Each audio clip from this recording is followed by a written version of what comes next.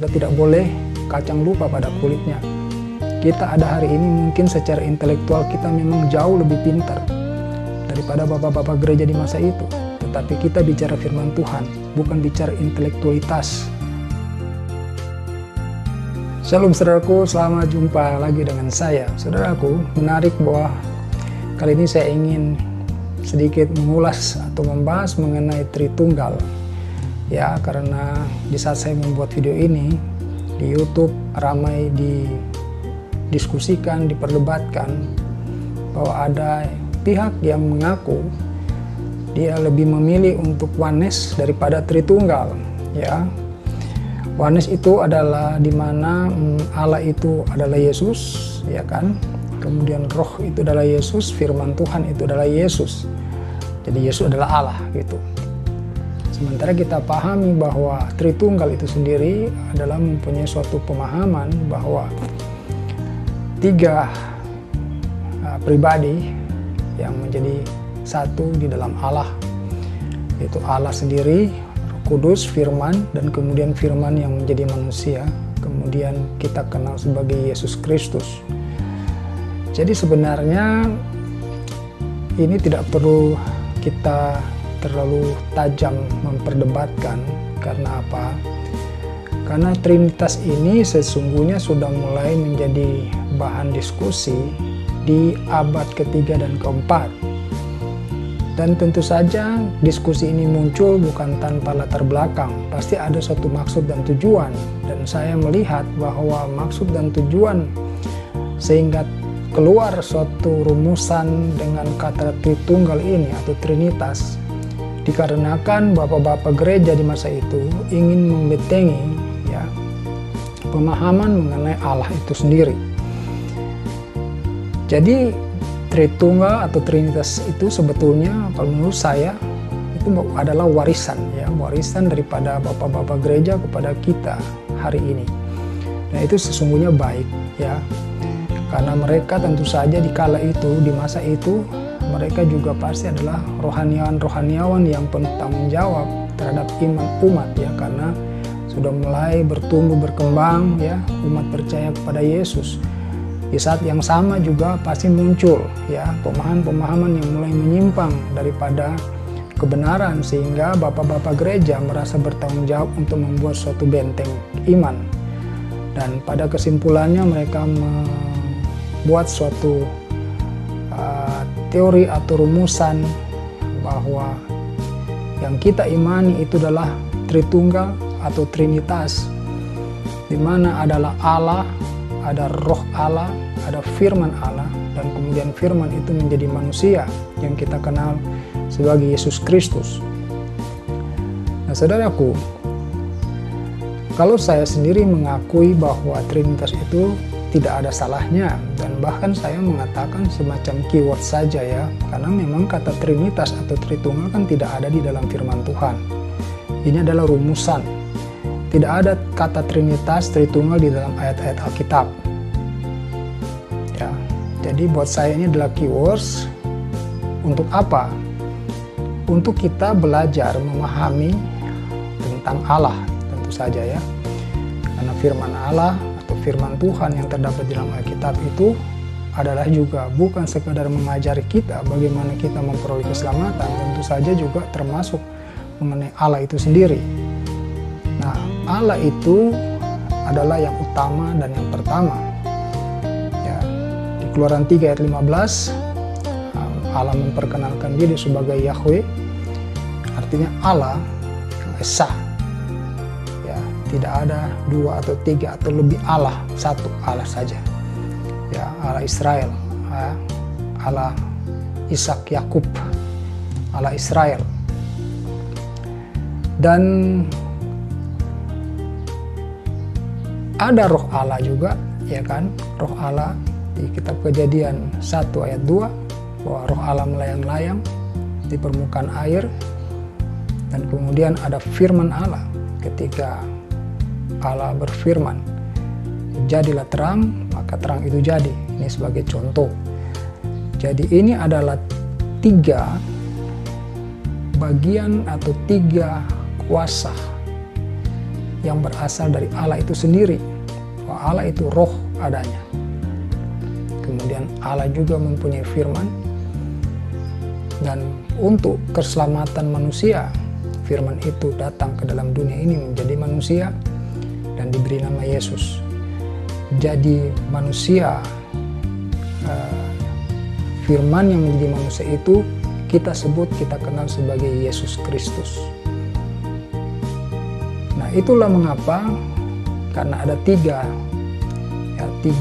kuasa yang sehakikat, sederajat, ya, sama, maka bapak-bapak gereja itu berupaya untuk merangkumnya saja.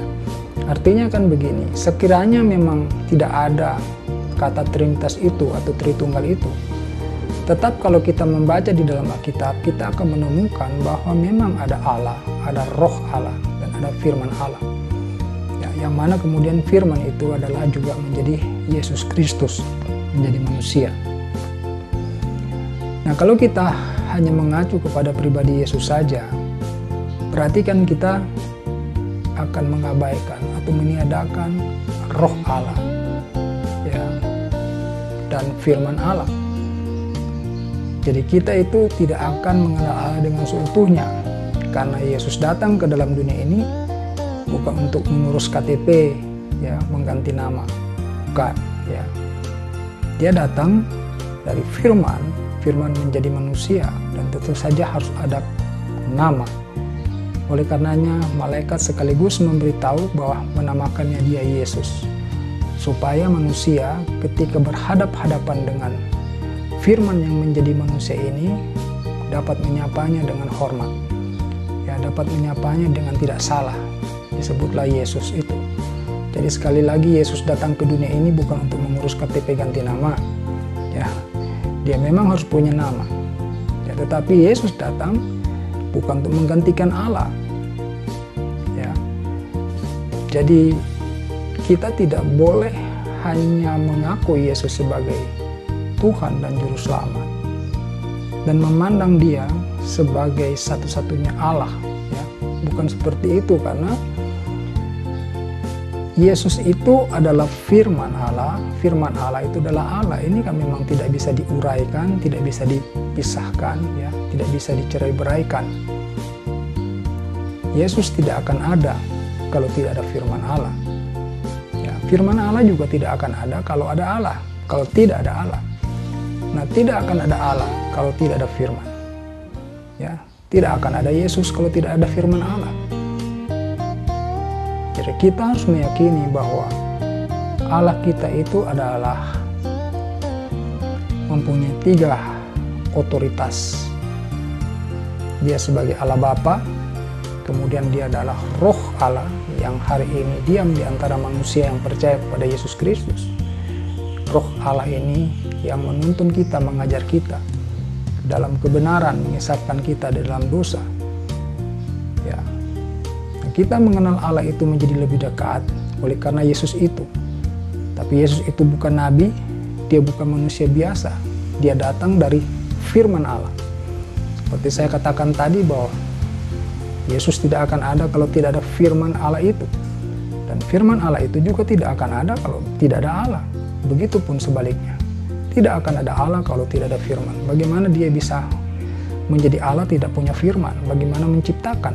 Sementara segala sesuatu diciptakan dengan menggunakan firman Allah, ya, menggunakan firman Allah. Jadi kita hari ini sebaiknya tidak harus terburu-buru untuk menolak paham Trinitas atau Tritunggal ini. Ya, saya sebetulnya juga bukanlah seseorang yang sangat tepat untuk membahas, mengulas mengenai ini, karena Trinitas atau Tritunggal ini sudah ada di abad ketiga, keempat. Saya ada di abad ini, siapalah saya? Sekonyong-konyong saya harus menolak bahwa itu adalah ajaran yang keliru. Ya. Nah, kita harus memandang bahwa Trinitas atau Tritunggal itu bukan aliran agama, ya, dia bukan agama. Ini semacam suatu prinsip saja. Kalau saya menyebutnya sebagai keywords kita untuk mengenal Allah, kata kunci untuk mengenal Allah. Saudara, sama seperti orang-orang Kristen yang berkumpul itu kan disepakati disebut sebagai orang Kristen. ya kan, atau orang Katolik, ya kan, atau orang-orang yang percaya kepada Nabi Muhammad, mereka disebutkan orang Islam. Sebetulnya kan hanya seperti itu. Jadi kita tidak perlu terlalu heboh ya, menolak sesuatu yang sudah diperjuangkan oleh bapak-bapak gereja di masa lalu. Ya, di abad-abad awal perkembangan Injil, kita jangan sampai seperti itu. Kita tidak boleh kacang lupa pada kulitnya. Kita ada hari ini mungkin secara intelektual kita memang jauh lebih pintar daripada bapak-bapak gereja di masa itu. Tetapi kita bicara firman Tuhan, bukan bicara intelektualitas, tapi kita bicara tentang Roh Kudus, Roh Allah, mengenai firman Allah yang tidak dapat diterjemahkan sepenuhnya oleh intelektualitas seseorang. Ya, oleh karenanya kita harus merendahkan hati kita, merendahkan diri kita. Ya, kita jangan sekonyong-konyong cepat untuk menolak, mengatakan adalah sesuatu yang salah ajaran Trinitas itu, Tritunggal itu, karena itu hanya upaya daripada bapak-bapak gereja untuk membuat pemahaman kepada orang-orang yang baru mengenal Kristus, bahwa mereka tidak hanya boleh percaya bahwa Yesus adalah Tuhan, sebab Yesus itu adalah firman Allah. Tidak akan ada Yesus kalau tanpa firman Allah. Demikian juga firman Allah itu tidak dapat kita terima begitu saja sebagai satu-satunya, karena Dia adalah Allah. Dan sebaliknya, kalau misalkan Allah juga tanpa firman, maka Dia bukan Allah. Ya, begitu juga sebaliknya. Maka ini hanya untuk membawa kita kepada suatu pemahaman bahwa sesungguhnya di dalam Alkitab memang muncul beberapa ayat firman Tuhan yang menggambarkan baik langsung maupun tidak langsung keberadaan tiga kuasa ini, ya, Allah Bapa, Roh Kudus, dan firman Allah. Ketika Yesus dibaptis misalnya, ya, ada suara itu kan firman. Ada Roh Kudus berupa merpati itu. Dan ada Yesus yang firman menjadi manusia. Jadi tidak apa-apa, ya, kita tidak perlu terlalu keras berpikir mengenai Trinitas Tritunggal ini, karena kita harus ingat ini sudah ada sejak awal mulai berkembangnya Injil di muka bumi ini. Ya, kita tidak boleh juga terlalu terburu-buru secara emosional kita menolak dan membentuk suatu kepercayaan jenis baru, ya, mengenai deskripsi apa yang diajarkan di dalam Alkitab mengenai Allah. Saya pikir kita adalah orang-orang bijaksana kalau menghargai warisan yang datang dari bapak-bapak gereja di masa lalu. Ya, sekali lagi mengenai Tuhan, mengenai rohani, tidak sepenuhnya dari berdasarkan kemampuan intelektualitas kita. Mungkin pendidikan bapak-bapak gereja kita di masa lalu, di abad ketiga, abad keempat itu tidak sebagus pendidikan kita hari ini. Tetapi secara rohani, bisa jadi mereka jauh lebih berkualitas daripada kita hari ini. Demikian kiranya memberkati saudara. Haleluya. Amin.